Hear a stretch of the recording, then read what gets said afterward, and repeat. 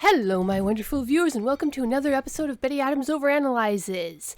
Today, we're going to take a look at the primary antagonist of Lost in Space, and we are going to ask ourselves if he was as much of a villain as we thought, or if he was far more a tragic figure. Now, there are going to be a lot of spoilers for the 2018 Lost in Space in this, so before I dive right in and get down to the nitty-gritty, I will give you a chance to click away and not have Season 3 of Lost in Space spoiled in any way. So, to give you time to click away, I will tell you to go check below the video for links to my books. Humans Are Weird, I Have the Data, and Humans Are Weird, We Took a Vote, the books of human absurdity, available on Amazon, Walmart, Barnes & Noble, Powell's Books, and pretty much wherever books are sold.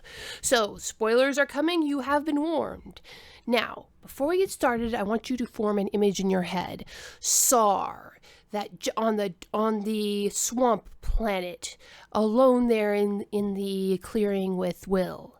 SAR holding the mummified remains of the builder's skull in his talons, and then crushing it to dust as he declared that he had killed them. This is an important moment for many reasons, but for the purposes of this video, it marks the moment that there was a change in the audience perspective on the exact natures of SAR's antagonism. Before the crushing and declaration, SAR was the perfect soldier, following the instructions of his masters, pursuing a traitor. After the crushing, SAR was the rogue creation who had turned on his masters. The second image, that of the rogue creation, is the one that stuck in the minds of the audience to the end of Season 3. We all, myself included, assumed for some time that SAR was at the most generous analysis the zealot, the freedom fighter who had gone too far to free his people from oppression. In short, an excellent villain, but something didn't add up. Not to say that SAR isn't a wonderful antagonist. He was well foreshadowed, yet still a shocking twist at the end of Season 1. He was the mysterious looming threat of Season 2, and the revealed villain of Season 3. Mystery lingered about him like trailing seaweed. He was the second alien robot, commanding officer to our beloved Robot Robinson, torturer of Scarecrow, obsessed with Will Robinson, literal destroyer of worlds, murderer of his creators, the big bad who spends the majority of Season 3 attempting to hunt down and destroy the Alpha Centauri colony. He was the creation who broke his own programming and rebelled against his creators before going mad from the power and enslaving his fellows in turn. He is, in every sense, a perfect supervillain. Or was he? See, I have some questions. Why did the species who created the robots, the builders that the fandom has seemed to have agreed to call them, create a massive military of robots in the first place? Who or what were they designed to fight? Why was SAR so enraged at the prospect of a heart or conscience? Why was that what made him snap and stab Will? Why was SAR so obsessed with Robot Robinson breaking his program and therefore be so obsessed with Will, and how Will did that? Why was SAR so dead set against believing that Will didn't control Robot? So let's see if we can ferret out some answers to these questions. Let's take a good long look at the main factor we learned about SAR. SAR was obsessed with breaking programming. This was something huge to him, something new and terrifying, something that makes perfect sense. He is a robot. He is following the orders of his creators as he was programmed to do. So when one of his perfect soldiers breaks away from that programming and goes off on his own to disobey orders, it makes perfect sense that he would freak out a bit and focus on the cause of that, right? See, Will Robinson, SAR, and we the audience all believed something quite wrong. SAR, up till his end, Will up till the end of Season 3, and as far as we know, and to some extent we the audience believed it, namely the complete lie that Will ever had control over Robot Robinson, that Will made him walk off the cliff, that Robot Robinson was a slave to Will. Now, there were clues that this wasn't true all the way back in Season 1, and some of us started speculating as soon as Season 1 was over that this wasn't true. That, for instance, the robot's empathic bond didn't form with Will until well after they met, but we get it on screen confirmed in the flashback in season 3. Robot clearly states that Will never had control of him. So we know that however motivating their emotional connection was, it was Robot who broke his own programming. And Robot told SAR this repeatedly over 7 months when SAR had him in that cave between season 1 and season 2.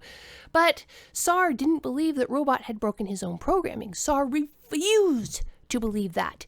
Instead of focusing on Robot and what Robot had done, SAR obsessed over Will and what Will had supposedly done to Robot, which we find out later was nothing. Back when we still believed that SAR was just following orders, back before that skull-crushing moment, it made perfect sense. If SAR had never known one of their kind could defy their programming, then seeing Robot defy his would have been a universe paradigm-shifting situation for him, a shock to his system. It would have explained the situation perfectly. That is probably the reason why Will was so confident that he could waltz up to SAR and present the skull and get some good result out of it. This belief that SAR had never seen a robot break programming before is critical to how the story revolves around his character. Do you see the disconnect here? The gulf that separates these two distinct ideas. If SAR really had gone rogue and went all destroyer of worlds on his creators, there should have been one other robot who broke his programming before Robot Robinson did. SAR. Why would SAR have refused to believe that Robot had broken his own programming if SAR had done it himself? SAR should have recognized exactly what Robot did. Yes, it might have made SAR classify Robot Robinson as a threat to be contained or eliminated if this powerful warrior was no longer obeying him, but SAR shouldn't have refused to believe what he must have experienced himself. There's a huge logical flaw in our theory. But Betty, you say, isn't this just a plot hole? A mistake on the writer's part? No, I say it is not. I think it is perhaps another element that got lost to this 3-episode crunch that did Scarecrow, John, and Penny dirty in the final arc. But the clues are there to show us what did happen, what might have been revealed if the show had had time. SAR didn't believe, or didn't want to believe, that one of his own kind could break their own programming. The inference is clear that SAR did not break his own programming. SAR claims that he destroyed his creator's world and killed his creators. All of the evidence we see in the show points to that being the case. His knowledge of how to use the engines to destroy worlds, the destruction we saw in the creator's homeworld. It is clear that the hand that struck the blow was SAR's. Two seemingly contradictory elements. If SAR had never broken his own programming, how had he destroyed his creators? Let's bounce back to my first question now. Why did the builders, those long-faced aliens that created the robots in their own image, have a massive robot army that spanned at least 3 different planets and 2 different systems in the first place? The robots are clearly war machines, and you don't pour the resources to build in self-replicating interplanetary systems of war machines unless you are at war. And the Builders' War was no short-term affair. They had literally ringed round an entire planet with a system that powered the robots, repaired and healed the robots, and most likely served as a space docks for their ships. The equator is the best place to launch a ship from after all. The pillars on those rings are corroded and damaged. They've been there a long time. The Builders have been at war a long time. This is also supported by the metal phage on the Amber Planet that caused so much trouble for the colonists. Remember what Don West had said, "It's like someone on this planet declared war on machines, and as a mechanic, I take that personally." A long, drawn-out war would be a perfect explanation of that sort of metal phage, that sort of sabotage. The metal phage that just bothered the humans would have been a biological weapon to the robots. But who were the Builders fighting? What were the robots created to protect the Builders from? The most obvious answer is each other. That would explain how SAR could have killed his creators without having broken his own programming. If the Builder who was in control of him ordered him to destroy the world that we saw and SAR obeyed, well, in that case, SAR killed his creators and SAR followed his programming. We only saw the one dead world. We don't even know that it was the home world. I mean, the presence of the rock-burrowing insects, so like the robot's creators, suggests that it was, but we can't be sure. This might have been a war between the home world and the colonies. This might have been the act of one mad builder who had the codes to the robot's superweapons. If that was the case, then SAR was only following his programming, only following his orders. But there's also another take. Let's take a look at what SAR did believe. SAR believed, and he acted out this belief again and again, that some random alien had interacted with Robot, seized control of Robot's programming, and turned Robot against the command structure he was supposed to be loyal to. SAR violently, with rage, refused to believe that Robot had broken his own programming and defied orders of his own volition. When SAR finally seems convinced of this, when Will explains about the heart, about that still small voice inside of us that tells us what is right and what is wrong, that is when SAR lashes out in rage and attempts to destroy the heart. He specifically aims for Will's heart, or rather the physical element of Will's conscience, as Will had been describing it to him. So, what if SAR believed what he had personally experienced? We know the robots do have a built-in conscience. Robot rescued Will, saved Judy, saved the Robinsons, all before his bond formed with Will. Robot had showed a sense of wonder at the butterfly. So, presumably, SAR has a conscience too. But what if the builders were at war with an external enemy? What if one of those enemies, an alien like Will, got a hold of SAR and reprogrammed him? What if this alien got the sound codes that could control SAR externally? What if SAR, with his perfectly functional conscience and sense of justice, followed his programming and destroyed his creators at the command of this alien?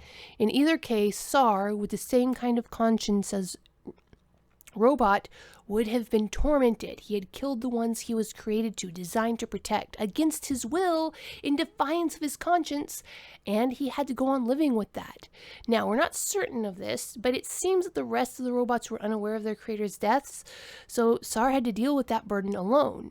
Then along comes Robot Robinson, Robot who broke his own programming, Robot who defied order, Robot who obeyed his conscience, his heart, above his programming. And SAR desperately wants to believe that Will did this to Robot. SAR desperately wants to believe that Robot had no choice. SAR desperately wants to believe that there is something wrong with the heart, the conscience. Because if Robot Robinsons broke his programming to save the life of the one his conscience told him to protect, then SAR could have too. If Robot had a heart capable of breaking the chains that controlled him, then SAR did too. So if SAR accepted that Robot had the personal agency to defy his programming, then SAR would have had to accept that he was responsible for murdering the ones he was supposed to protect. Robot's actions tore away the illusion that SAR would have been clinging to, that he didn't have a choice, that he couldn't have avoided the destruction of the Builder's world. SAR could have stopped the destruction of the world in this scenario. SAR didn't have to obey his programming. SAR didn't have to push the button. SAR didn't have to blow up the planet. And ultimately, SAR was responsible for what his own hands had done. And when SAR faced that reality, that was when he snapped, when SAR's heart broke and he stabbed Will in the heart. The robots do have a heart, a conscience. The show very firmly established that. And SAR's had probably been tormenting him since that fatal moment he destroyed everything he was created to protect. Maybe in that moment he really did feel that he was freeing Will from torment, granting Will the mercy that SAR himself would never know. So, what do you think, my wonderful viewers? Did SAR go rogue and kill his creators, or was he only following his programming? Leave a comment below telling me what you think, and peace out, my wonderful viewers. Humans are weird. We took a vote, and humans are weird. I have the data. 2 books in a series of human absurdity. Go check out these short story collections. What will our little green friends think of us when we finally do make it to space? Find out the answer in 2 books of human absurdity. Humans Are Weird, We Took a Vote, and Humans Are Weird, I Have the Data. Available on Amazon, Barnes & Noble, Kobo, and Google Play.